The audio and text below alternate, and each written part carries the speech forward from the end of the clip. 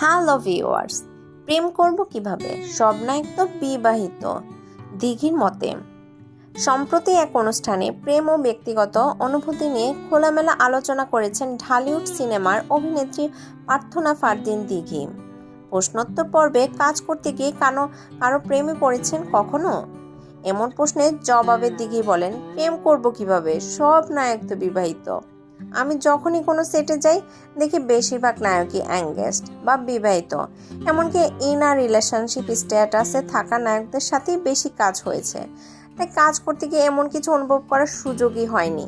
আমি সবসময় নিজের ফোকাস কাজের উপর রাখি, যাতে কোনো ব্যক্তিগত অনুভূতি শুটিং সেটে প্রভাব না ফেলে সেদিকে লক্ষ্য রাখি। ঢাকাই চলচ্চিত্রের দিঘি একজন সাবেক শিশু শিল্পী হিসেবে কেরিয়ার শুরু করলেও বর্তমানে তিনি পুরোদমে নায়িকা হিসেবে কাজ করছেন। স্পষ্ট বক্তব্য এবং সরাসরি পয়েন্টে কথা বলার জন্য তিনি নতুন প্রজন্মের কাছে প্রশংসিত। ধন্যবাদ। যদি আমার ভিডিওটি আপনাদের ভালো লেগে থাকে তাহলে অবশ্যই একটা লাইক, কমেন্ট এবং শেয়ার করে পাশে থাকবেন। আর হ্যাঁ, আমার চ্যানেলটি সাবস্ক্রাইব এবং বেল বাটনে চাপ দিতে অবশ্যই ভুলবেন না। ধন্যবাদ।